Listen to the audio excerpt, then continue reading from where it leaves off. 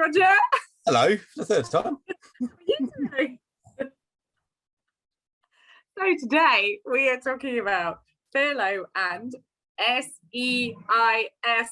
Can you tell me what SEISS is? Well, we love abbreviations in this industry, but it's a self-employed support scheme, effectively, where your trade or your business has been affected by COVID and you are in receipt of a grant from HMRC. Yay. So let's just really separate the two. So first of all, those people who are on furlough are typically employed people, and provided that you've got confirmation that you return back to work and there's a return date, then the lender will obviously look at your application in a more amicable way. That's where it sits at the moment. That can change. And the SEISS scheme you're talking about, again, lenders will review this. They are being particularly harsh on self-employed people at the moment. I'm self-employed, and it's a tougher environment. I understand why, but it's like all these things, depends really, what sort of business you're in and where it is. Where people go wrong is that they seem to think there's a uniformed book, which actually means that lenders lend. There isn't such a thing. It doesn't exist. So, for instance, and if I take it very simply, what Halifax do, Santander won't. What Santander will do, Barclays won't. What Barclays do, Halifax won't. So, as an individual, you will go out to the marketplace and you'll go to your bank and your bank says no, and you think that's it. Well, that's not the case. The answer is you've got to reach out to the broker community. Being big-headed and respectful, that's what we do day in, day out. Our job is to put a square peg in a round hole and make it work for you, and again, all brokers are different qualities, and those which work for larger companies may not have the experience one-man bands do who've been in the industry for 10-15 years, so reach out is what I would actually say.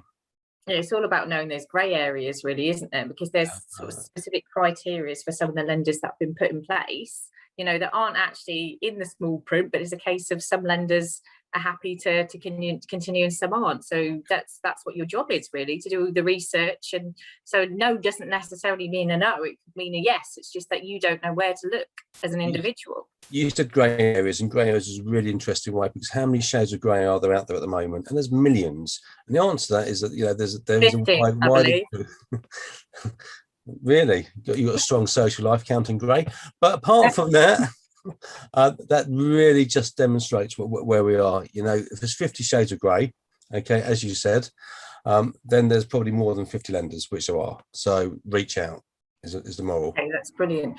And this self-employed income support scheme, I mean, is there a case that if a lender, for instance, knows, and like furlough, if they know, it's probably more applicable with furlough, if they know that if the person's going to go back to work, say if the employer writes a letter and says how much they're going to get paid, do you think for some lenders is that something that's accepted, or would you say it's just different for each one? If you're self-employed, it's different because nobody can write a letter for you. Yeah, no, I said for furloughed. I know I got that messed up. It's all right. We don't need to do another take, please. Right. Okay. So if you're furloughed and you're looking to return back to work in your furlough scheme, then the lender will probably want confirmation that you're going back to work and your income hasn't been affected, and that it's long term where it is. We all talk about different lockdowns, different schemes, and so on. And that there is an argument that life has to adapt around COVID. COVID around life. It depends which way you want to look at it. All I'm saying is that don't allow your own negativity stop you in your dreams. Reach out to the broker community. That's what we're here for. That's what we do. Yeah, if you don't ask, you don't know, do you? You don't try. Well, there's that horrible saying, you don't ask, you don't get. But also make sure most brokers should not charge you a fee. So why are you stopping yourself reaching out? It's only you, not us. Yeah. So with the self-employed income support schemes, is that sort of a little bit more of a tricky area in terms of, It's going to be a case-by-case basis, and what you're actually looking at there is that you need to actually perhaps come away from a mainstream lender such as Halifax or Santander, which have an automated system, where you can actually have a discussion, explain the situation and circumstances. It's much the same thing as credit scoring and credit checking. Both very different things. Credit score is statistics, credit checking is just to look at a credit file. So really big differences between the two. We're not talking about that here, but what I'm actually saying is the ability to talk is better than trying to fit it into a box, which you just don't know whether it's going to work or not. Okay, so what would be, so you've covered that really nicely, to be honest with you. What would you, I mean, obviously the biggest thing to suggest then would be to actually get in contact with a broker that doesn't charge you for advice, which would be you. Absolutely. Well, there we go. The writing's on the wall there. Yeah, you can work that one out. So yeah, there we go. Yeah. Okay, so anything you'd like to add to this, Roger, today, or do you feel like we've got it covered?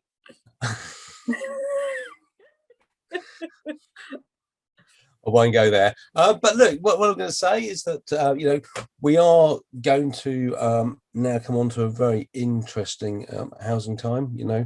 We have a market which has gone mad. We've now probably got a stock issue in the UK. There's various big, large mainstream developers who have no stock to sell, and consequently making people redundant. Now, the way the media reports that would be very interesting. Does that mean the developer's in trouble, or does it actually mean that there's no housing stock? And actually, there's no housing stock. There's no new houses being built because they've actually run out. And I can name 4 or 5 developers like that. So that all that's going to do is that demand creates supply. So if there's an increased demand and there's no supply, so ultimately it's going to fuel house pricing. So the answer to all these things, like anything, I can't stress enough, is that looking at your housing options as soon as possible is the sensible thing to do. Okay, brilliant. Thank you so much, Roger. And just to remind everyone, they can leave comments in the box below. And the website is www.mtge.uk. And the telephone number is 0203 640 7600. And we don't bite. Thank you, Roger. Cheers now. Have a good one.